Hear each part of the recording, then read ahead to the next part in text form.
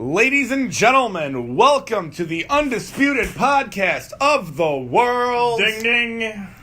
I am your host, Trebuchet. To my left is one of our co-hosts, Chad Showtime Schultz. How's it going? It's going great, Trebuchet. Happy to be here. Welcome back. Directly across from him, Brooke the Bruiser. Welcome back as well. Thanks for having me, as always. Always a pleasure. And to her left, the one, the only, the resident video game expert, Roy. How's it going? Hey. Hey. Today on the Undisputed podcast of the world, we talked about this last week. We're going to be discussing intergender matches, partially because of the mixed match that the WWE is running currently every Tuesday after SmackDown. We'll talk about that and, just anything we want to bring up in particular about that. So. Sure. Let's start with the mixed match because the match happened. Yes. It was Shinsuke Nakamura and Natalya versus Finn Balor and Sasha Banks. Sasha Banks and Finn moved on, which is not really surprising to anybody, I don't think. We all saw this coming. Yeah. I believe so, yes. It was pretty obvious. You didn't think that?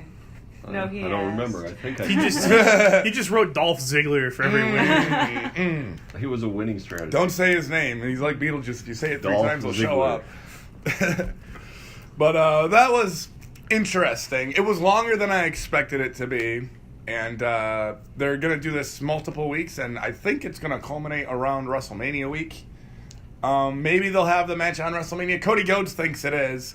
That would be... But I don't think it's going to be. I think they're going to do it the Tuesday of it. Facebook, yeah. Sure. And just have it be like the send-off, because the Raw after WrestleMania is really big. The SmackDown's pretty big now, too, and they could just end it with that, with, one last champion. Yeah, because of the Facebook deal, I imagine it'll be on Facebook, but I don't hate the idea of doing the final match on WrestleMania. That would be like... kind of give it a little bit of notoriety. Yeah. I'm cool with it either way. Yeah, like, here's what you maybe haven't been watching on Facebook, and like what you should have been watching, and like go catch up. Yeah, that's fair. Also, I think it would also really depend on who's in the finals, because they may or may not have like a title match or something. That's also in fact, as we were thinking about it, it sounds like most of us picked Braun Strowman and Alexa versus Bobby Roode and Charlotte, and as it stands, 3 of those 4 people have titles right now. Yeah, because Bobby Roode won the U.S. title on SmackDown, and it was glorious. It was ridiculous. Yes. It was pretty wonderful. But back to the topic at hand. We'll get into SmackDown later. Intergender stuff.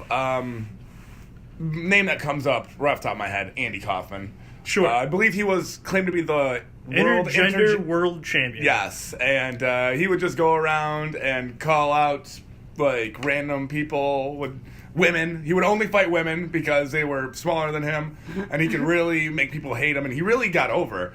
He was very like one of the really first guys to go from like mainstream media to wrestling and back and forth like that. Yeah. It was awesome. It was really awesome. Now John Cena does it, The Rock does it, Hulk Hogan, etc. And made a living on it. Made it for what it was. And definitely got some notoriety. He really understood the idea of like being a heel. It was controversial at the time. It'd be controversial today. Like it really would be. Yeah. He was like He was very firm on his beliefs during his character that women belonged in the kitchen. Yeah, he's all like women are better at men at cooking and cleaning, and he just really made people hate him. Like women's lib was big at the time. Oh yeah, and he's just like, what can I do to get people to hate me other than just be this giant glaring misogynist? Yeah, it was wonderful and it worked out. Check out Man on the Moon if you don't want to go through all of Andy Kaufman's stuff. That's Jim Carrey playing Andy Kaufman, and it's wonderful. Moving on from that, it really progressed. Like a big name that comes to my head is Sable. Mm-hmm. She was Mark Merrow's escort for a very long time, and I would argue that she got bigger than him. Oh, that's not even an argument. Sable's a much bigger name. Yeah. You could walk up to most casual wrestling fans and go, "Hey, you heard of Sable, right?" And they'd say something like, "Oh yeah, she Playmate, did this or that. She's Brock Lesnar's wife now." Right. But he's all Mark Mero. Who's that? That's fair. Even I mean, he wasn't even as big as at Mark Nero. He was Johnny B. Bad for a long time. I remember that that was too. He was, apparently wrestling as Little Richard was a pretty good way to make some money. Who would have thought? It was ridiculous. But hey, everybody had to make a living somehow. Another female who outshined her male, I would say, was Sunny. Sunny got really big for a while.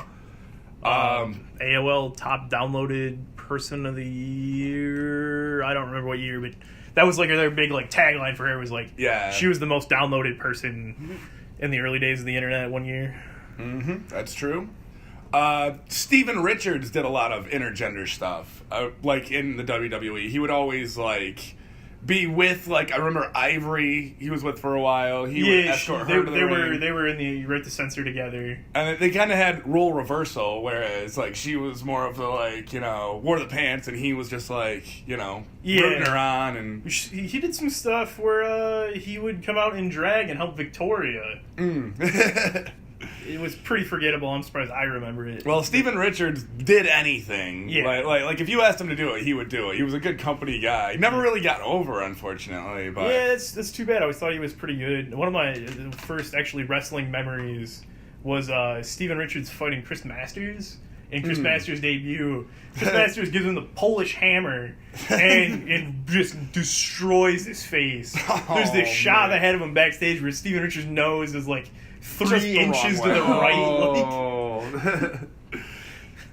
Tough guy. Kudos to him for doing that. Another intergender thing that I want to talk about is Miss Elizabeth and the Mega Powers. The Mega Powers being Hulk Hogan and Macho Man Randy Savage. When the Mega Powers were together, Miss Elizabeth was managing both of them, and that caused some fighting, which ultimately led to the downfall of the Mega Powers. Hulk Hogan versus Randy Savage. Sure. Great WrestleMania match. Just all kinds of great stuff.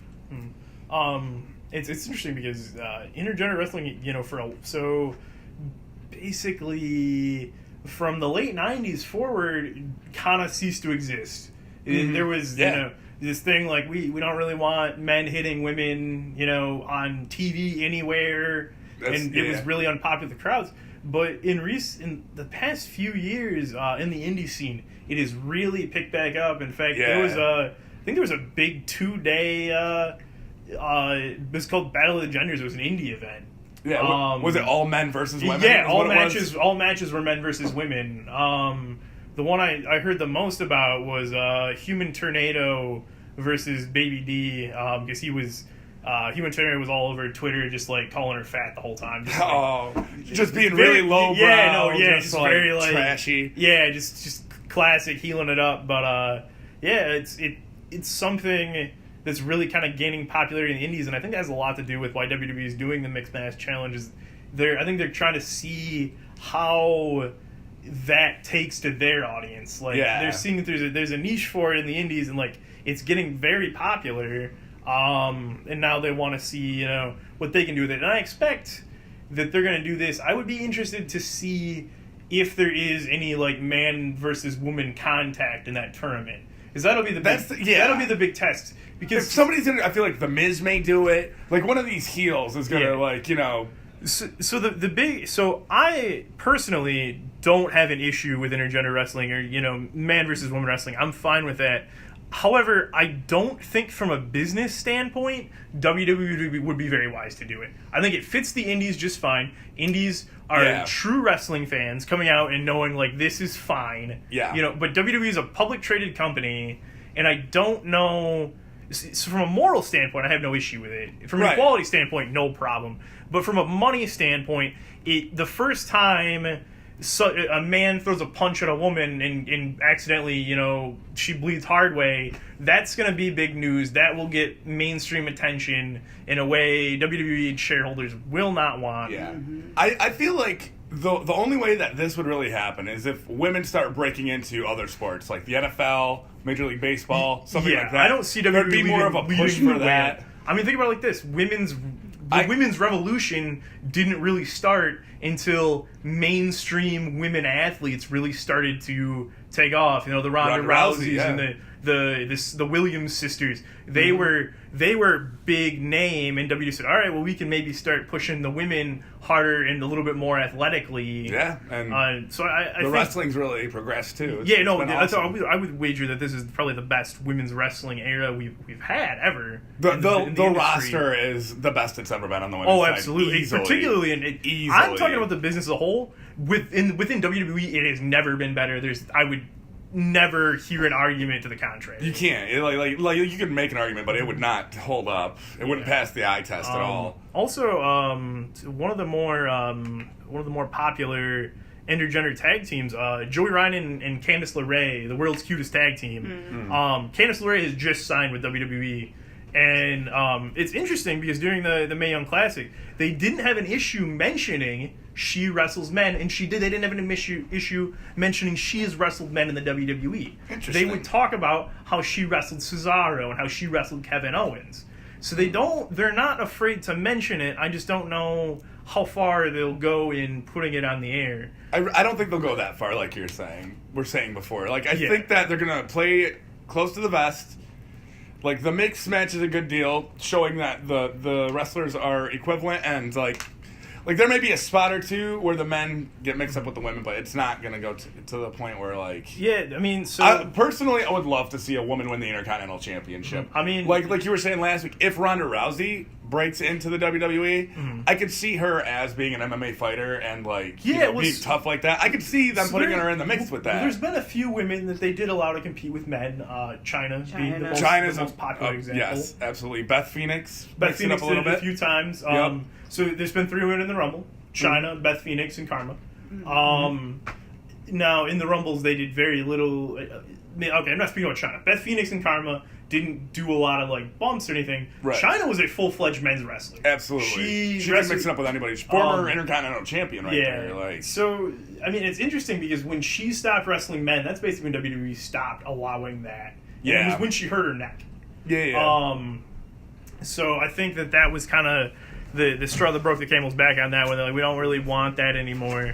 It would be interesting to see if they would ever allow that So we've seen, the biggest, strongest women, occasionally do get a shot to mix it up with men. Mm-hmm. I would be interested to see if and who that next person would be. Yeah. I don't think so. If Ronda does come around, I wouldn't hate the idea of her going 1-to-1 with the Miz. Miz doing the chicken shit thing where woman and spend half the match on the outside. Absolutely. And then just gets choked out. I think that would be. I could fine. see that. Yeah, it'd be interesting to do. Just because of her background. Yeah, exactly. That's what I mean. You could book it. People would want to see it. And you could even end it like a Goldberg match. Spear, jackhammer, end it. Yeah, exactly. It doesn't need to be. She's not going to be, probably not going to be throwing the Miz around like that, but you know what I mean? Just put him in like a Kimura or something. Yeah, end it. I just don't see a full-time woman fighting men or certainly not an intergender division where every woman's fighting every man. Yeah. Or even I still have a hard time thinking there's going to be another China anytime soon that doesn't a woman that doesn't wrestle women, she wrestles men. Right. That's fair. Brooke, do you have anything to say about you had mentioned last week that you had some thoughts about this? Yeah. Well, sorry, I was listening so intently. I had a lot of things to say, and you covered most of them. But I personally, the chicken shit approach to intergender matches is kind of offensive to me. Not to be the stereotypical female. No, please. Please talk about why that. It bothers me just because I focus mostly on the female matches because I am a female. Mm-hmm. So I aspire to be that physically active one day, and I'm in awe of what these women do. And so, there was I'm newer to WWE, but the only match I've seen live, not live in person, but in this span of time, was the James Ellsworth versus Ellsworth Becky is Lynch. a good one to talk about here. It did happen. That's not wrong. And Becky would kick his ass, no doubt, easy as pie. It was super I'm sorry. fun. No, yeah, that's it was super the thing, fun to watch. But why would... Yeah, it could have been taken so much more seriously. If you're going to go there, just push it. Becky would have won no contest, but they had to play it I'm pretty sure I might be wrong, but I'm pretty sure it ended with a low blow, which I feel like is just kind of a generic... Yeah. Very, very predictable way to go with predictable it. and not really honorable. Not You would have liked to have seen the disarmer. You would have liked to have seen her make him tap out, is what you're saying. And I think she might have. I don't remember the match exclusively. I just remember extensively. I just remember being kind of disappointed because there's so much more athleticism she could have used, but they like really downplayed it. Yeah. And I think there is a certain amount of people in the males cruiserweight division that women would have no problem wrestling just based on like, cool. I think it should be based on their build. You think there should be if you go Because intergender, there should be a weight limit? Yeah, well, something like that. Really, just I don't believe that like it would be impossible for a woman to like like Becky. The Becky and Ellsworth is great because I don't know. I've seen James Ellsworth wrestle. I'm not impressed. That's fair, You but know? I feel like he puts on those matches with guys too. Like, Right. But So are you saying that like? So the intergender isn't the problem, but the way it's presented in that it's kind of gimmicky and like. Yes. The women are only beating up on the weakling men, and then when they're so one thing I've noticed is like so you mentioned Sable. yes, Sable powerbomb Mark Miro. Yep. That was the end of his career basically. Because, Pretty much. because they were like, Yeah. "Ha ha, you got powerbombed by a woman," and it Right. kind of like it's like a backhanded kind of like. Right. Oh yeah, no, it was super cool that Sable powerbombed him. That's empowering, but then it's like, you got powerbombed by a woman. Like Exactly. It's very offensive. no, Yeah. I can that definitely makes sense. Yeah, absolutely. And then as far as like intergender matches becoming like a staple or whatever, I agree with you guys that it like wouldn't go anywhere. I just think like to dismiss the idea so immediately shows how far we still have to come. That's Sorry, fair. I gotta put the No, feminist that's voice fair. in this No, podcast. I personally think that if they were to do a intergender thing, they should make like Nia Jax the Yeah, champion. absolutely. Because as a man, I'm intimidated by Nia Jax. Right. Like, I would not want her pissed off at me or anything like that. Like, I think if we're gonna get some like women wrestling men in the future, it will be probably Nia Jax getting her hands on the guys going after Enzo for the Yeah. I could see cruiserweight that. title. That's yeah. They've kind of presented that as a possibility. I'd be interested to see where it goes. So I think we're in agreement that like it's not intergender wrestling isn't bad. In fact, it probably can get over. It's just that in WWE, particularly due to the nature of that business, Right. it may it's not going be to be taken seriously. I think for wrestling fans, intergender wrestling is fine. In the mainstream, it's always going to kind of be It's going to raise some eyebrows. They're always going to be all the politically correct people Yeah. are gonna be all like, "You can't do that." Like, it's interesting because pro wrestling's kind of been a place where, progress is seen. We've seen Black World Champions were a big deal. Yeah, in the 70s, absolutely. and stuff, and it's big deals. But it's interesting because wrestling has been very progressive, but also not necessarily PC at the same time. Oh yeah, look at still Goldust's whole holds back. character. Like, Yeah, so it's like they present progressive ideas, but they're not afraid to like offer a less than PC stance on it either. Like, which I think is a good. So that's kind of controversial because some people are like they want wrestling to be not offensive to their social standards. It's a lot of something that still happens a little bit, but not nearly as much as gay slurs in wrestling. Yeah. And I'm not for that by any means. No. But Not cool. I'm just saying. but so it kind of blurs the lines of like what can a heel do to be a heel in wrestling, and what can a Right. heel do that's like unacceptable for social standards. Yeah, that's the thing. Like, And I think everybody's kind of got their own like line for that where. it really depends on the person. Some people can push it to the point, and then like other people are just they tend to stay away from it, and they're like, Yeah. I'm just gonna be stereotypical bad guy. I'm just gonna fight the good guy because I don't agree with them. So when the Mixed Match Challenge got announced, Samoa Joe was on Twitter, and he actually may have deleted this tweet, but he said something like, I can't wait to be in the Mixed Match Challenge because it'll be really cool beating up on a guy with a woman there to hold my towel. Oh wow! Oh wow! Which, definitely sounds really bad. And if that's really what he as a person means, that's a terrible thing to think. Mm-hmm. But as a bad guy, just being like, I don't need any woman's help to choke somebody out. It works as a heel, and that's there's a sect of wrestling that's like, we don't want any kind of that talk in wrestling at all. To even for a bad guy to even imply, for story purposes. yeah, for story purposes, for a bad guy to imply that he's tougher than any woman and he doesn't need their help is bad. And then there's other people like, but he's a shit human being. Like, we're supposed to hate him, and that's making you hate. Like, you're getting worked by him saying that, and so I don't know.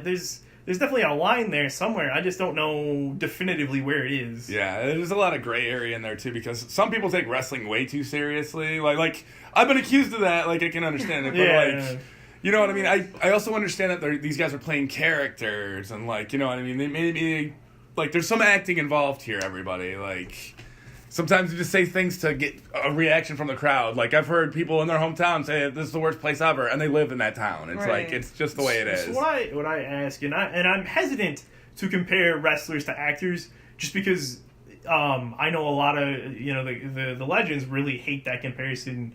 See what Jim Cornette has to say about that sometime. I'm sure he's got some words for that. Tell him wrestlers are actors, and watch his face turn 3 shades of red. I consider it live performance art. I agree. It's similar to Broadway. It's like live TV. It's like SNL. You get one take at it, but you're working off a script the same time. But my question is, so Samoa Joe says that on Twitter. Yeah. If you watched a TV show and a character said that, would you be offended? Or would you say, well, that's part of the storyline, that's part of his character development, that, like, he's just a jerk? Well, it depends on the person, it really does. Exactly. Some people will take to Twitter and boycott your TV show. Other people will just be fine with it and understand it. I feel like it's all based on the rating. Right now, we're still in PG era, so they're not going to push it that far. If they ever go back to TV 14... you'll probably get some more of the, like, controversial, like, storylines and, like, the backwoods, like, stuff.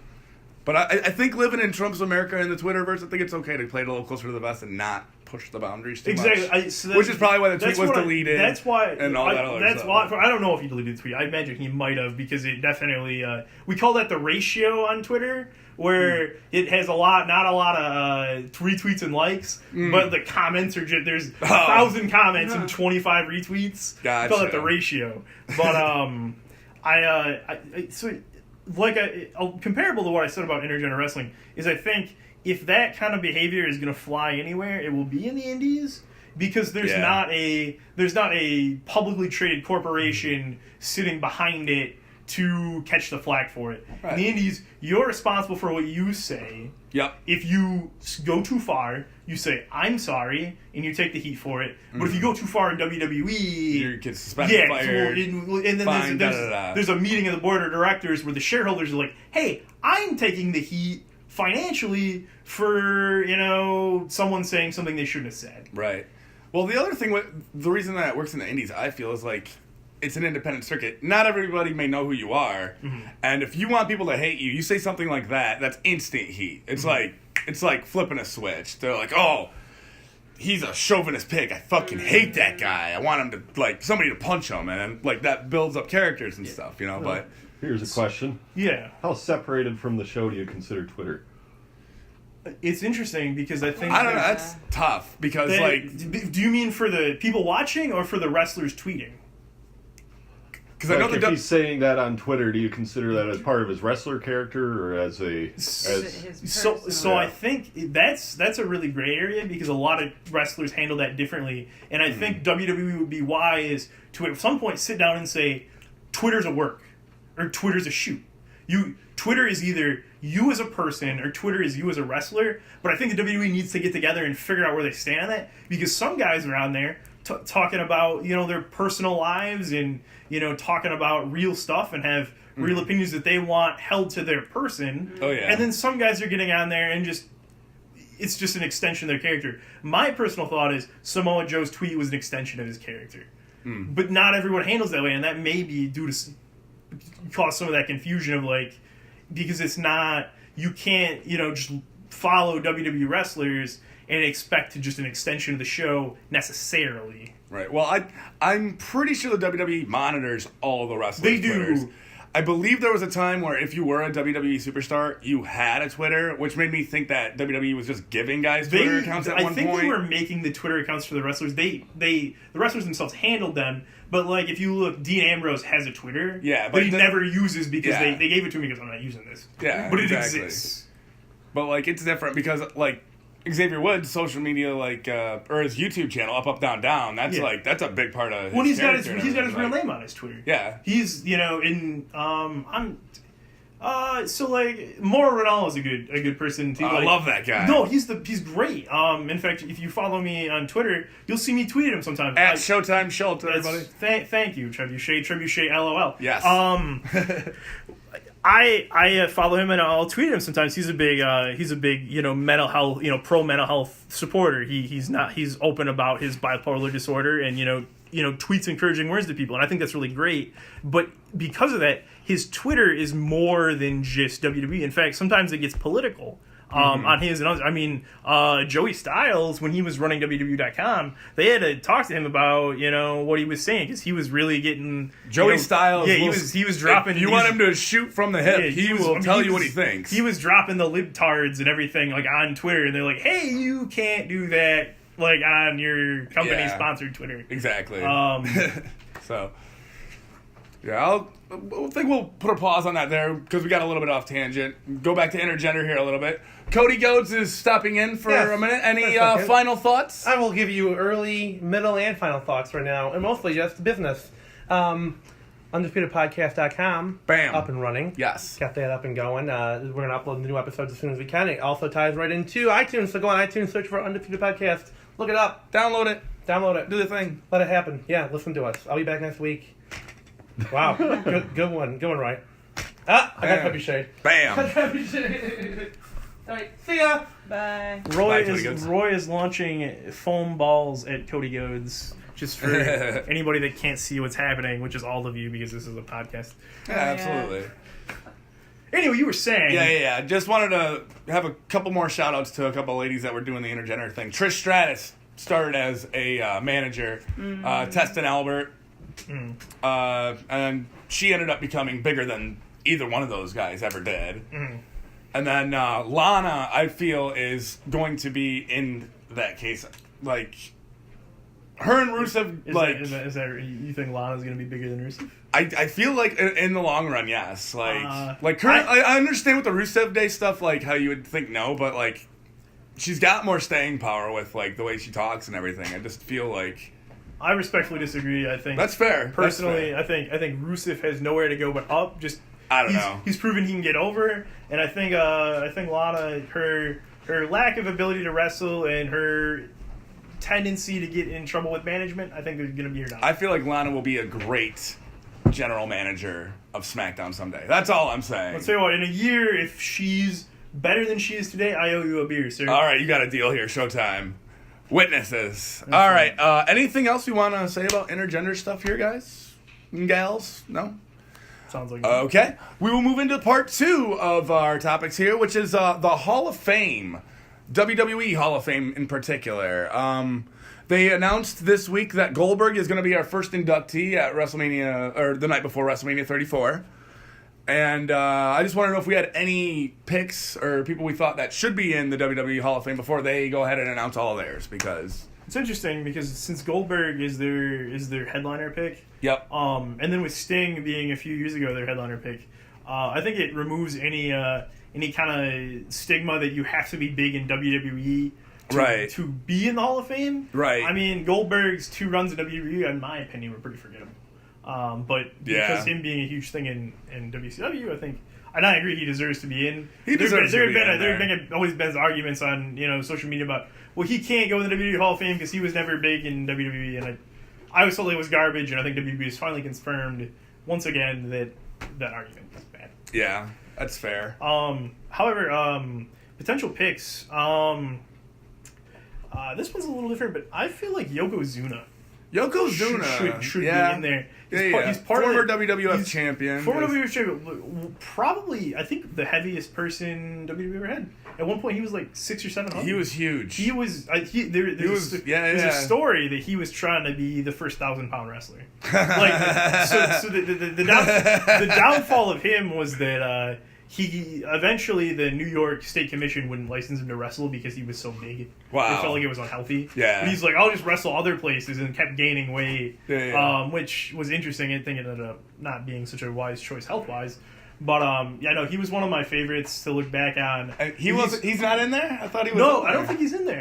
I mean, if someone please look and shut me up if I'm wrong. Hey Roy, will you Wikipedia Yokozuna real quick here and let me know if he's in the WWE Hall of Fame or not? But he's part of that Samoan dynasty. Yeah, I know. He's also part of the Bone Street crew that was tied with the Undertaker. He's been a staple in the WWE. I feel like, and he's also just like a brilliant character. Yeah, I think he definitely. Well, I definitely remember Mr. Fuji got in. Oh, absolutely. And it's hard to think of him in there without Yokozuna in there, but they could be very well, you know. Yeah. Because it's weird with the WWE Hall of Fame because some of it's politics. Like Owen Hart's not in there. Yeah.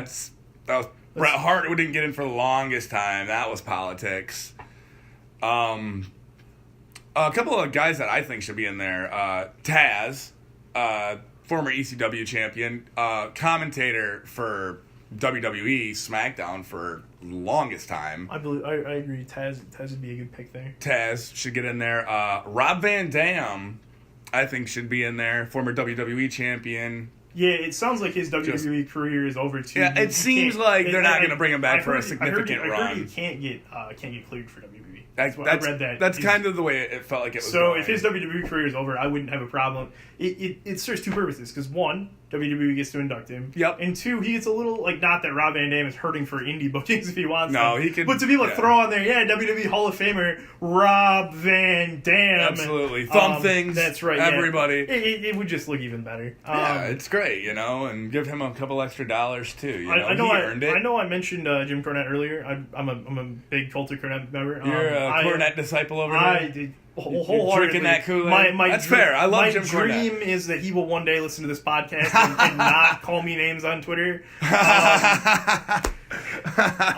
Good luck with that. Yeah, Fingers crossed. I would love to see him inducted in the Hall of Fame again. That's kind of a politics thing, but it seems like they're on good terms. So I'd like to see he inducted the Rock and Roll Express. Yeah, that was cool. That was very cool. He was a little long-winded, but that's Jim Cornette. He's always long-winded. Yeah, that's him. So, do you guys have any people you'd love to be in the Hall of Fame? No. No. All of mine are controversial ones. There are reasons. But please, controversy equals cash, and I'm quoting Eric Bischoff on this one. Who should be in the Hall of Fame? That was one of my. That's a great pick. He's back in the company, so don't be surprised. Is he back in the company? What's he doing? He's going to be on Raw 25 here coming up. Sure, yeah, as a guest appearance. Is he actually employed? He's not employed, but he's definitely been showing up. Yeah, and, so they never had a problem. See, when I think.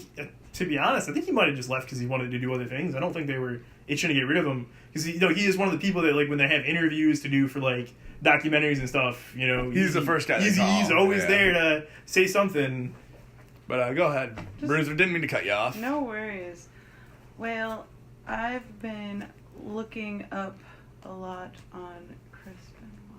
Oh yeah, that's Benoit. That is a hot topic. I would love exactly. That's why I didn't want to talk about. No, that's a good Answer. point. No, that's a really. If you were going to go there, I was. As a wrestling fan, I want him in there. He belongs in there. Right. But I understand why he's not, based on the whole bad ending to his story. Okay, Yokozuna is in the hall. Okay. Is he really? Yeah, When did he go in? 2012. 12. Okay.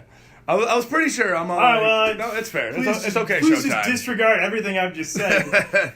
No, he deserves it, and I'm glad he made it. Yeah. Glad we could help. Don't remember him going in. Stone being the funny word there. Anyway, continue, please. No. That was all I had. Chris Benoit. So what? I guess what are your thoughts? So Chris Benoit, you want him in? Do you understand why he's not? I do. I completely understand why he's not, just from a wrestling standpoint. It's just things I think about when I'm, like, lying in bed and can't sleep at night. Like, he should have... It really sucks that he did that. Right. For multiple reasons other than wrestling, obviously. Yeah, absolutely. The whole murder stuff, suicide stuff. It really makes you think, like, you know, you spend your whole life it's putting just, together this legacy, and then you... It's like, still shocking what drives you to do me that, like, you know, this it's guy... something to think about. I remember being shook when that happened. I was a young guy, and I remember just being like... Because Eddie had died the year before, and that was the first time wrestling ever made me cry. It was Eddie, you know, when Eddie died. Eddie died was really sad. I bawled like a baby. My mom was out and like, Chad, what's wrong? Eddie Guerrero died. Like, who's that? It doesn't matter. Latino heat. It's sad. Put out the flame. It was really sad. But yeah, like that was like, it brings reality into it. In the long run, they're all still people, you know. Yeah. Right. I mean, so he earned it in the ring based on his wrestling skills alone and his acclimates. Like, he's a first ballot Hall of Famer. I feel like if there was no Hall of Fame ceremony, if it was just WWE spat out a list of 10 guys every year, they're just like, your name's on a list now, you're in the Hall of Fame, I feel like Chris Benoit wouldn't be a problem. Yeah. But the problem is that going in the Hall of Fame is a celebration. And they don't want to celebrate. No, it would be in very bad taste. I also agree. Wrestling, if there's a top 10 list of WWE guys deserve to be in just for their wrestling, Chris Benoit is probably 2 or 3. Yeah, but that's fair. It's too bad. But even mentioning him, so Alpha Omega, Chris Jericho versus Kenny Omega happened a few weeks Japan, back. And Chris Benoit posted on Instagram a picture of him, Eddie Guerrero, and Chris Benoit, 2 of his closest friends. Said, I'm going back to Japan. I'm going to do it for, my old friends, who I wrestled in Japan.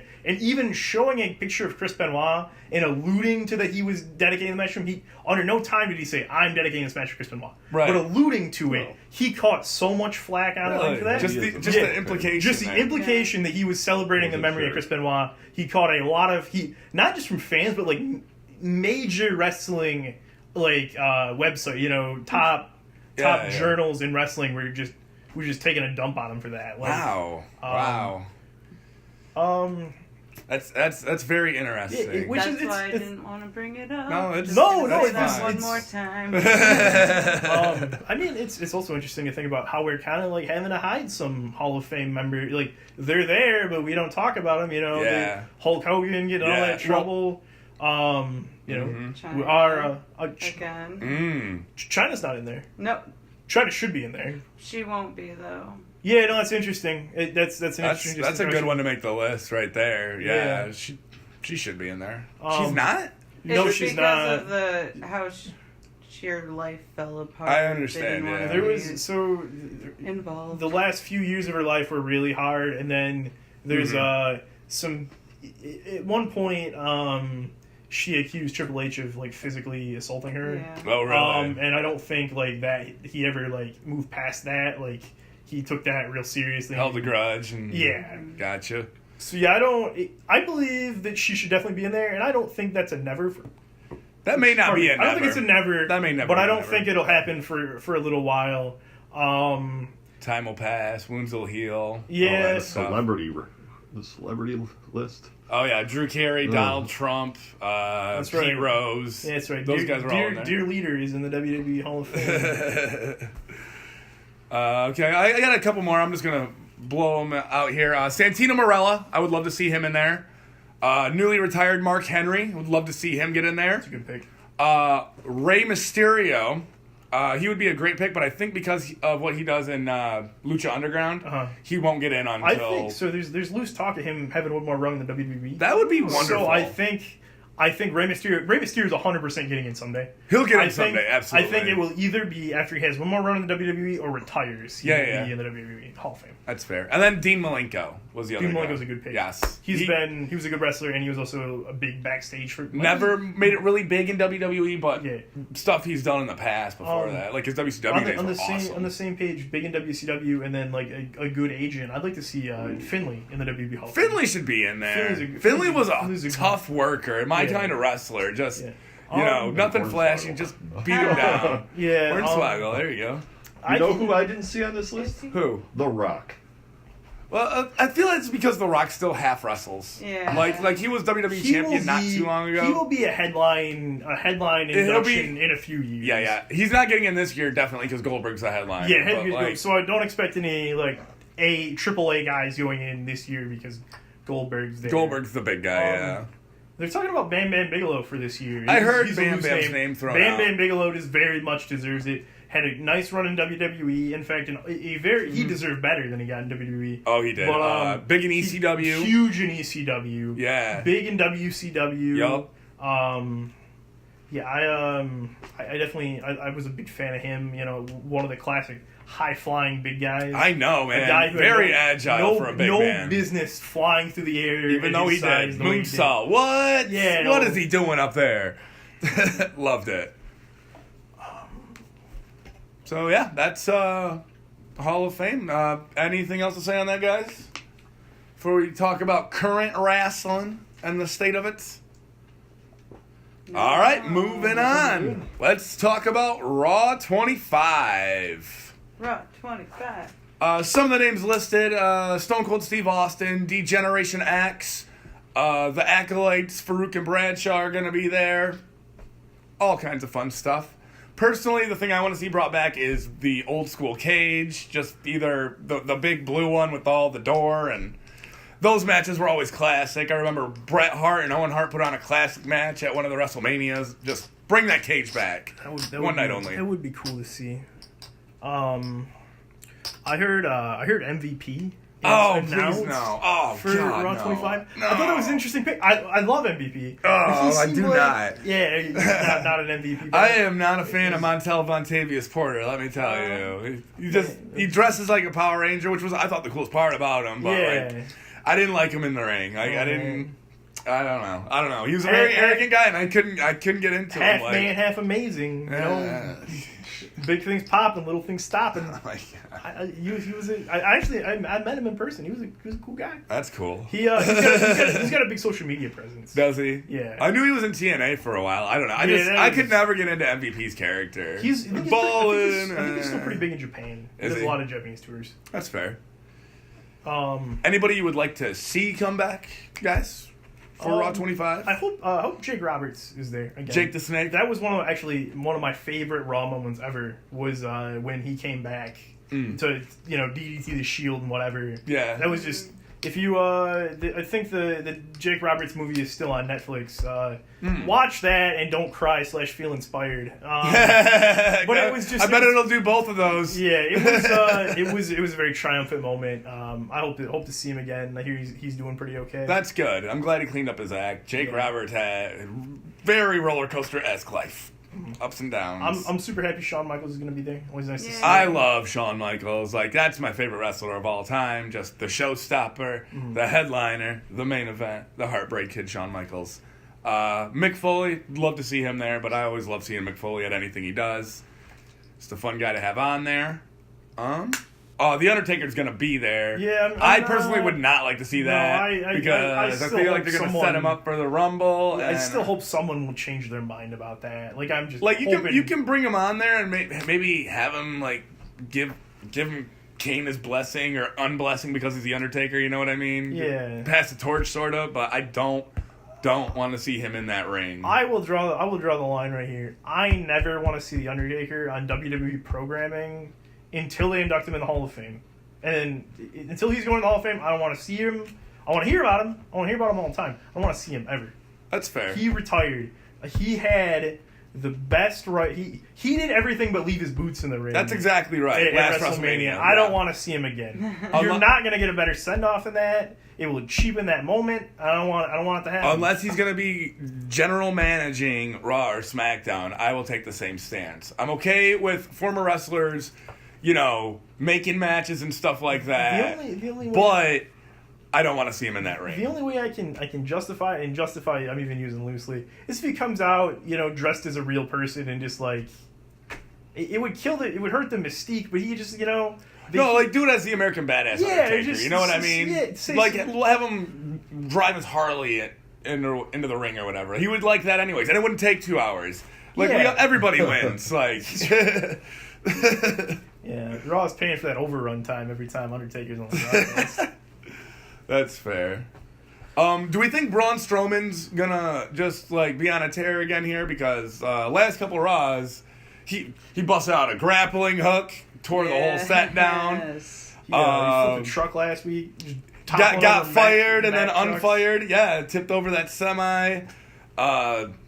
As soon as I seen that Kurt Angle brought 6 guys out with him, I said he needs like at least 17 more. Yeah, you need at least like 25 guys. I kind of actually want to see like Braun Strowman like beat the tar out of like the Brooklyn Brawler or something. Oh, just like send like a bad guy jobber out to like talk. Here comes smack. Sergeant Slaughter. Have Braun come out and just lay waste to him. I could see him doing that to the Acolytes. I think that would be a good spot to see him run over Farooq and Bradshaw. I don't know about that.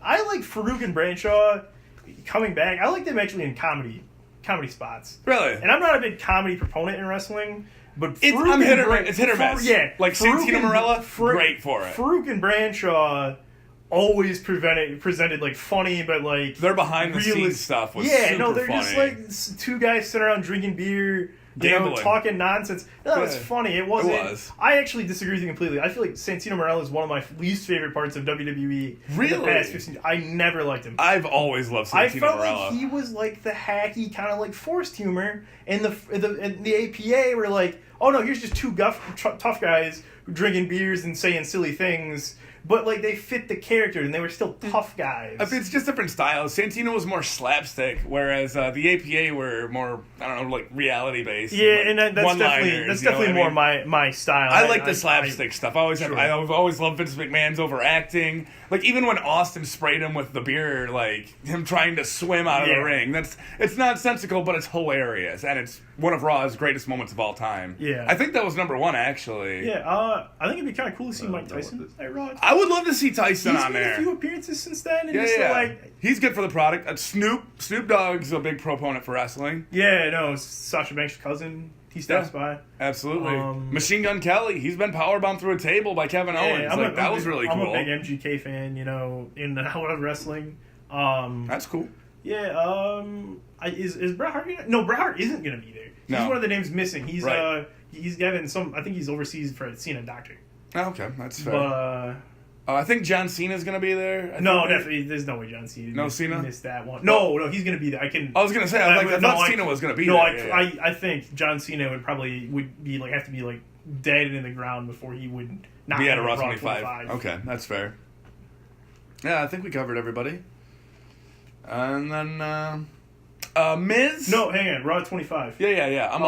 The thing I'm most excited about is Jerry the King Lawler and JR gonna be doing commentary. Yes. Get 3 claps for that. Yeah, that's the dream team is back together. I'm hoping we're gonna have a slobber knocker. There's gonna be puppies. Like there's gonna be all kinds of good stuff going on in commentary. I'm putting everyone listening to this, and I'm gonna announce it on Twitter when it happens. Bombard WWE with positive feedback about that Please. If so my hope is that they would bring them back in some capacity. Yeah. Even if they don't, they will make positive changes to the announce booth. If there is one thing I feel like is killing the product right now, it's the announcing is just god awful. Mm-hmm. Play-by-play announcing is as bad as it's ever been. Like I swear, there's like at least 3 times a Raw where I'm just like, what the fuck is Booker T talking about? So Booker T is just spewing nonsense. And one of the things I noticed about Raw this week was Michael Cole went over the off the Titantron, which was funny. Yeah, it was a good spot. It was fun. But I like watching Michael Cole get beat up. Listen to the commentary before and listen to it after they bring out Byron Saxton. Tom Phillips. Was it Tom Phillips? Tom Phillips. Sure. Listen. In fact, if you skipped that scene where they threw Michael Cole out, I bet you wouldn't even notice there was a change. It is that paint by numbers and robotic that my guarantee is that someone that didn't see Michael Cole leave the booth would not have noticed. That's a very interesting point. Besides that they sound different, obviously, but the rhetoric's the same. Yeah, there's so many guys on the booth. It's not uncommon for them just not to say. Michael Cole just isn't saying anything right now. Yeah. Does SmackDown still have the 4-man booth? No, it's 3. Did they go back to 3? They were doing 4 for a little while, and that was atrocious. Too many cooks. Yeah. Too many cooks and good way to put it. A little too generic. It's I will amend. I really like Corey Graves. Corey Graves is I think great. Corey Graves he's is the best commentator. I think he's a good commentator. Right I think he's good backstage doing like interview. I think he is. I was even a fan of his wrestling. I'm catching up on NXT. No, good in the ring. You're watching him right now. Yeah. That's actually very sad about him not being able to wrestle anymore. Yeah, but I feel like if anybody on the announcement is going anywhere, he's the only one, but he is going somewhere. Yeah, to repeat something you said last week, most successful man with a neck tattoo ever, ever. Did I say that on the air? Did I say that? You did. You said that on the air. I don't remember when I said that, but I wholeheartedly believe that. I do too. I put some serious thought into it. And I couldn't come up with another one. Yeah, like, who's maybe an NBA star? Sure, that maybe, but that's about it. I'll hear that. None of the NBA stars I know have neck tattoos. I know, that's the thing. I'm like, I know there's a couple of them out there that have them, but they're not nearly. I actually want to tweet that to Corey Graves, but I don't think he'd take it well. Like, I'll do it. I don't care. I mean it as a wholehearted compliment, and I don't know that it would be written and read as such. Yeah, definitely out of context. That could definitely be taken the wrong way. That's fair.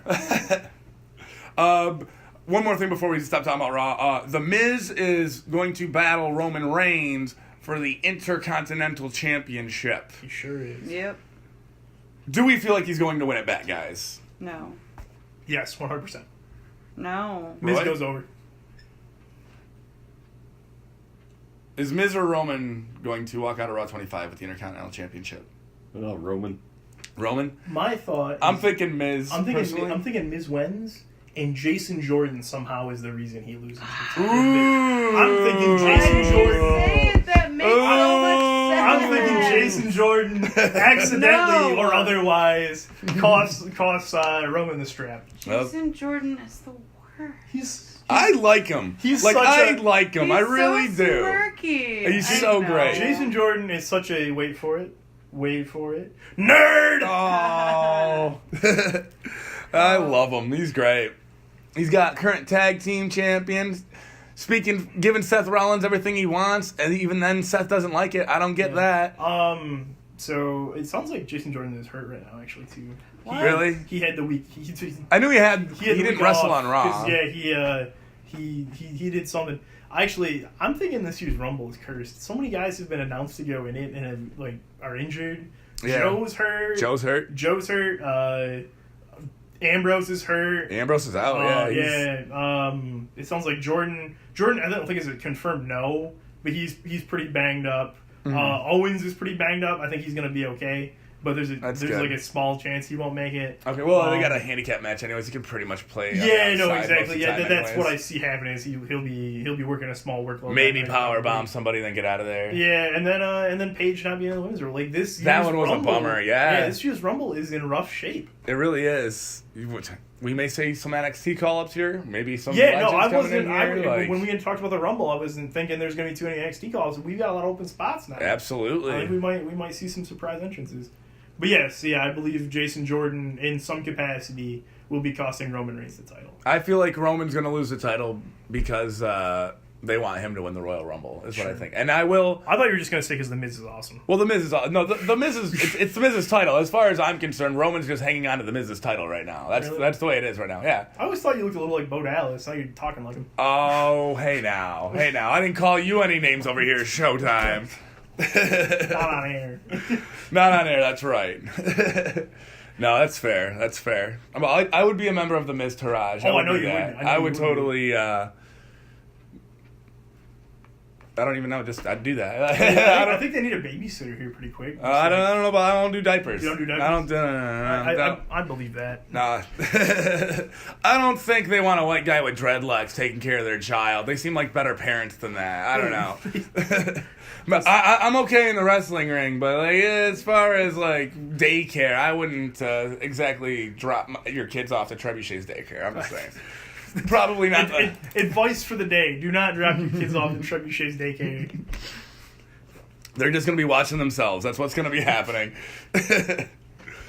But, yeah, okay. On that note, I'm going to switch it over to SmackDown here. We just got done watching that not too long ago. Do we think that AJ Styles is going to lose his championship? No. No? Yes. You don't think co-champions are going to happen at the Royal Rumble? I'm not only do I not think it's going to happen. I announced last week. I think Dolph Ziggler may very well win the Royal Rumble.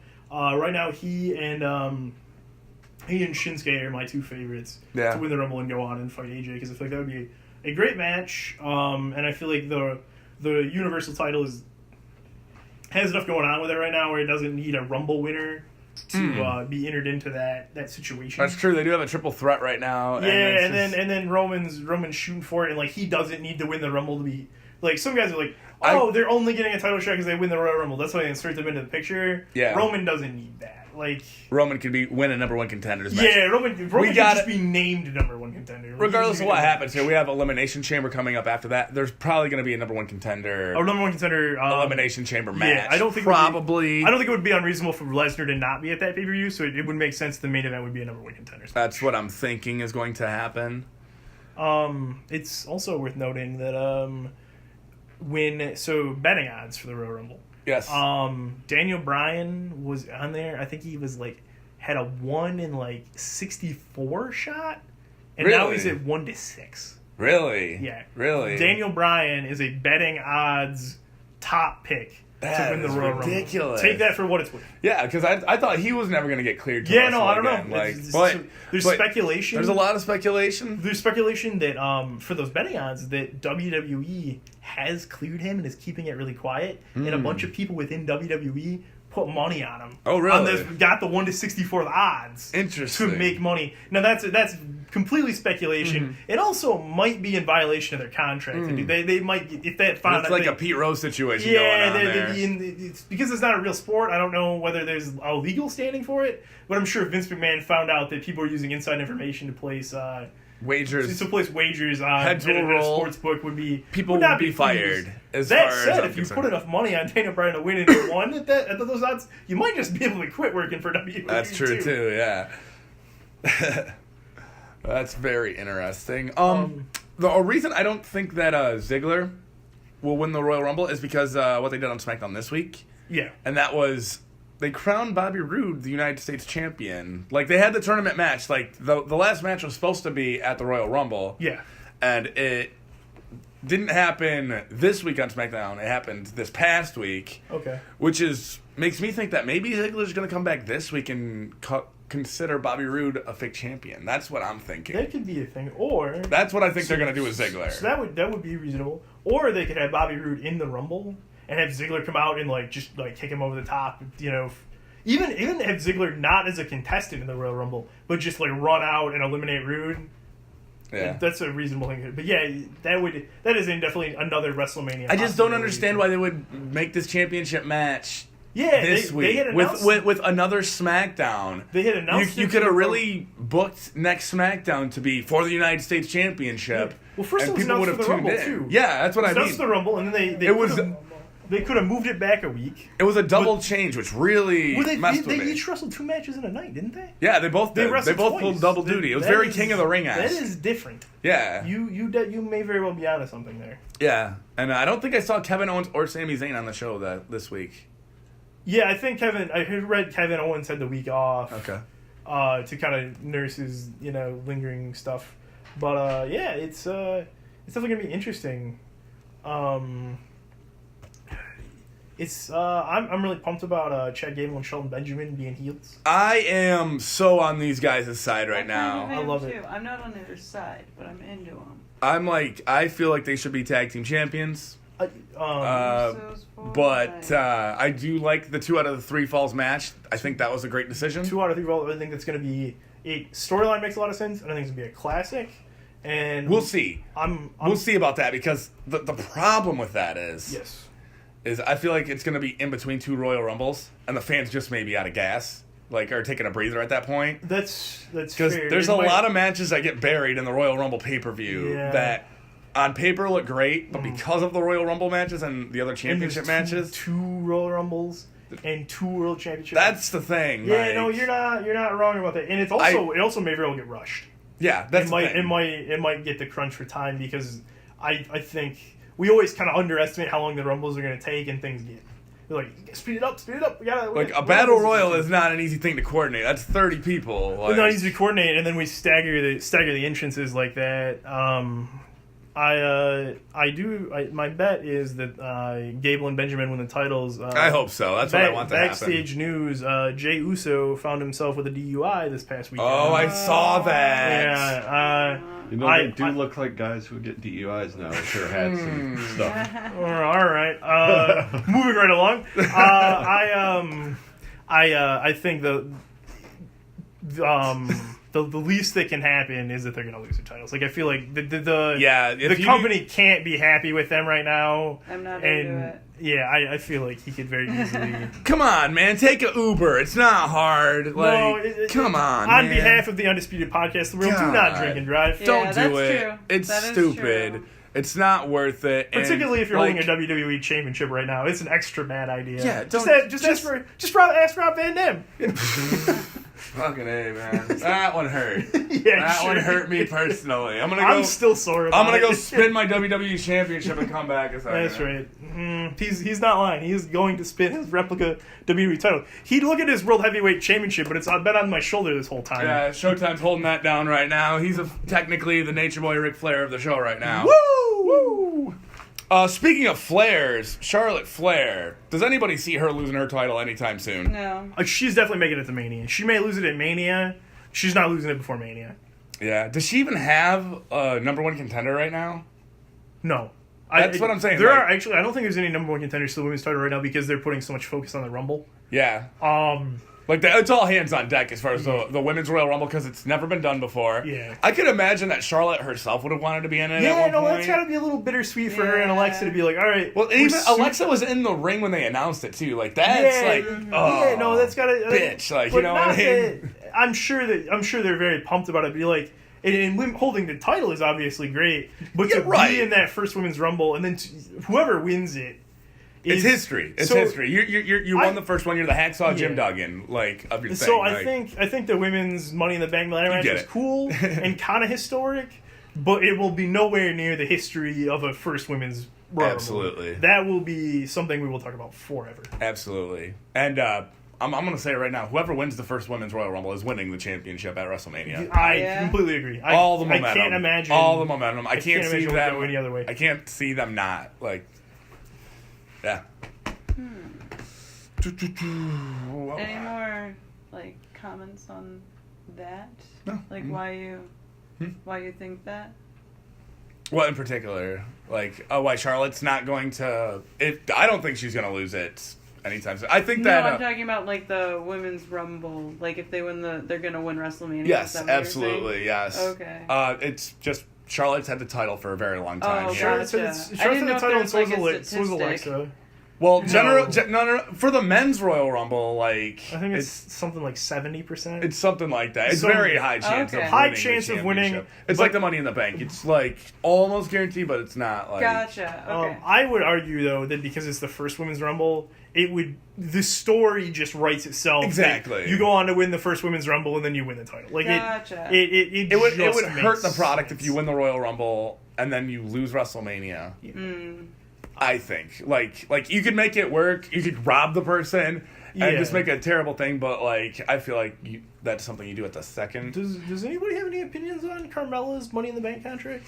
What's going on with that? How long does she have to keep She has until next Money in the Bank. Yeah. No one's ever made it that long. But that's when she has to use it. She's threatened WrestleMania.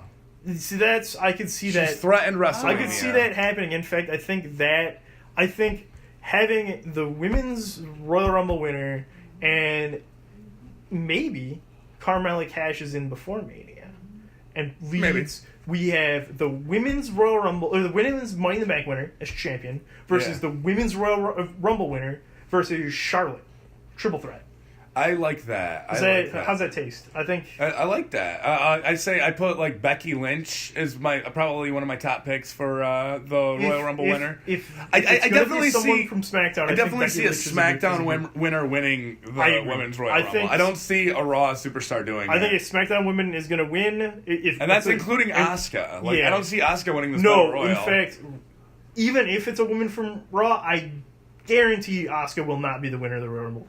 And the only way I can see a SmackDown woman, the only way I don't see a SmackDown woman winning is if Ronda comes out and she's on Raw for whatever reason. Yeah, that's fair. That's the only way I don't see that happening. I don't think Nia's gonna win. I think she's gonna have like a big show type role where like she comes in and like wrecks everybody, and they all have to work together to throw her over. I could see I think that. they're gonna do that spot with her, which I think fits her perfectly. I feel like Nia and Tamina Snuka are gonna have a showdown at some point. Oh, absolutely. Because I think I believe Nia actually, or no, Tamina on SmackDown mentioned Nia Jax in the promo that she shot. Well, they had a cool interaction at Survivor Series this year. So they keep meeting and clashing. Yeah, I just dude. see them having that face-off in the middle of the ring, which may ending up being a WrestleMania match at some point too. I would love to see that. I'd love to see that too. Both famous families, both great women's competitors. Yeah. Both not your typical women's competitor either, in that they're both like powerhouses. You will definitely get a different kind of match. Yeah, it will which would progress the women's revolution as far as I'm concerned. Yes. Like, I want to see it. Did you guys have any other comments about that? Carmella's Money in the Bank briefcase or anything? I have no. No? This is my first cycle around with Money in the Bank, so I don't know how she's gonna play it. I don't know how they usually play it. It's been, people have done it on Raw or SmackDown. WrestleMania. You've seen Seth Rollins do it at WrestleMania. Yeah, so Of up until course. that, no one had ever entered a match already existing. They always did it after the match. No. Edge, I believe, did it after the match. Edge did it after the match. Who won the second one? Rob Van Dam. Yeah. Rob Van Dam made the match. Rob Okay. Van Dam said, "I'm cashing in at ECW one night stand." That's right. John Cena did it on Raw. He announced it before. He announced he lost. told He was- someone they had 1 week. Yeah, and he was going to cash He in. was the first person to lose with Money in the Bank. Baron Corbin did it on SmackDown Yep, lost. after the match. Yep. Yeah. So it's generally after a match or you announce it. Yeah, no, so like I Okay. said, Seth Rollins entered a match that had already started. He came in, cashed in, made it a triple threat. That was the only Right. time it's ever happened. Right. I think that's true. Speaking of Seth Rollins, Curb Stomp is back. I saw that, Yes. dude. I was fucking lost my shit He did. when I saw that. It was It was beautiful. great. It's like everything I was hoping for. It's like an old school move that Yeah. he hasn't used in a long Did time. I forget, did they call it the Curb Stomp? I don't know. I was yelling too much. So That's my bad. That I is didn't listen. reasonable. I So was yelling They curb were stomp. calling it the Curb Stomp on social media. My guess is they're gonna find a new name for it. That's fair. That was one of the biggest problems with that move is the name, they're like, why don't they just call it the American History X? Like, while they're at it, like, yeah. So like, I think they're probably gonna find a new name in the games. It's called the Blackout. Call it that. I'm Yeah, okay no, with that's that. a cool name, and it'll lose to Tyler Black. Like, I'm fine with that, and that's what they call it in the games. Call I think it that would be that. a perfectly reasonable solution. Yeah, absolutely. But it was great to see it back. Finn Balor took it well. It was really good. Yeah, I think It was a little weird watching Raw end like that, though. It seemed like the match ended early or something because they were just kind of picking Finn up, and he was just For a kind of good like, 2 minutes. yeah, it just seemed like it took too long. I think they might have just been selling it. That could be. Yeah. Like, this could be. I feel like Seth and Jason Jordan are going to lose the titles pretty quick. I think this might be the start of Seth getting a push forward. I think it's going to be the start of Finn getting a push forward. Does anybody know when Brock Lesnar's contract's up? Is it around WrestleMania? No, I don't know. I don't know. Yeah, I don't know if he signed a 1-year extension or how long, but it would be extra telling if Lesnar's contract is almost up. Yeah. I mean, Because then he tougher won't- singles competition and all Yeah, that. they're going to need more. Lesnar being Universal Champ is an interesting situation. You don't really have to fight over #1 contender too much. You kind of just name him. Yeah. And he goes, I'm going to, kick that part-timer's ass, and then Brock Lesnar kills him. Pretty much, yeah. That's pretty, the formula. Pretty paint by numbers. And then the United States Champion, or the Intercontinental Championship, excuse me, is pretty much taking over the spot of being the They're Wrestling treating Man's it Championship. They're treating it as the top title. But if Lesnar goes away, I think we're going to be seeing more of the Universal title on Raw. I feel like that'll help the product, It is too. interesting between Goldberg being Universal Champion and Brock Lesnar being Universal Champion. Has any world title spent less time on the show it is on than right now? No, I don't think The so. Universal title is not commonly seen on Raw. Literally the part-timers championship. Yeah, It's no, the it's- best If they were gonna turn that belt into like a fighting man's championship and get some like prestige under, they're doing it the wrong way. I'm like, if they're doing it based on like matches, at this point, Kurt Angle could just be like Universal Champion. Like, you know what I mean? Like, he's wrestled like as many matches as Brock. It seems like at this point. Yeah. Since he's been back. I do draw I don't love that it's a part-time thing. I draw the line there with criticizing Brock though. There's a lot of people like, I don't want Brock even on the show. No, I don't feel like that. Yeah, no, I don't feel that way. Yeah, there's this weird opinion where, like, I dislike that Brock's part-timer and I wish he was around all the time. There's, like, because he's a part-timer, I don't want to see him, and I can't never understand that, because Brock's matches aren't 5-star classics. They're not, 1-hour contests. They're always exciting. Yeah. They're always physical, and they're always fun to watch. So I don't mind Brock as a champion. I just wish we saw more of him. Yeah, well, we've been getting that lately. He has been around Like, it's more. WrestleMania and Royal Rumble season, so, like, him and Heyman are around more, and that's what I like. But I also understand why they don't do it all the time, because if you give people, like, a championship match for the Universal Championship on Raw every week, why are they going to watch the pay-per-view? And Lesnar's on limited dates, and there's talks that per appearance, he might be the highest paid person on the roster. I believe higher that. than Cena. Wow. Yeah. Wow. Cena makes more money because of all the media and stuff he does. Yeah. But per WWE contract, Brock Lesnar, rumor has it, is the top paid guy. I believe that. I believe they threw a bunch of money at him when he was in UFC. Yeah, especially because there was that they were debating going back, and I think those negotiations were pretty tense, and he probably got a decent I want raise some on more it. money if I'm going to do this. Like, I could see that. That's good negotiating. But, all right, guys. I believe that's going to bring us to final thoughts here. I'm going to go reverse order. Let's start with Roy over here. I'm tired. You're tired. Yep. It's good final thoughts. Got wore out playing Sonic before this. All right. Bruiser, final thoughts. Dolph Ziggler. Oh. That is a great final thought. As tradition, I'm going to go. Trebuchet is walking away.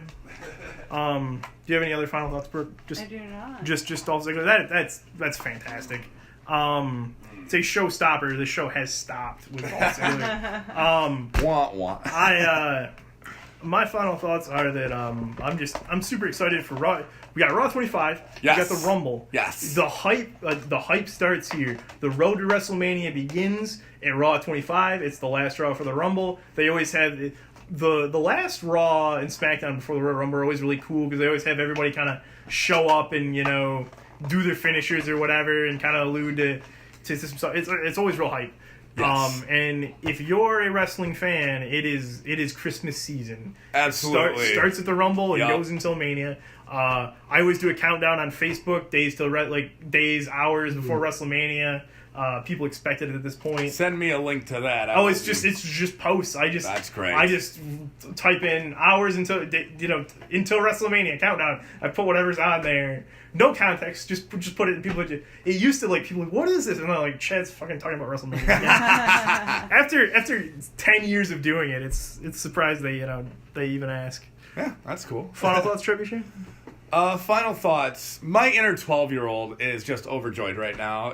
We're in the thick of it right now. DX is coming back. That was my favorite wrestling stable growing up, and I think they may even bring the Outlaws out with them. I don't know. They didn't show any photos of them or anything, They've done that in the past few years. I know they have. Triple H, yeah, no, that's always really cool. X-Pac too. I'm looking forward to that. The Royal Rumble is fucking 8 days away here, guys, and I couldn't be more excited about it. Because of that, we're going to be coming at you with not one, but 2 podcasts next week. One on Saturday, one on Sunday, directly into your ear hole. You can download that on iTunes. Visit theundisputedpodcast.com. I am Trebuchet. Trebuchet out.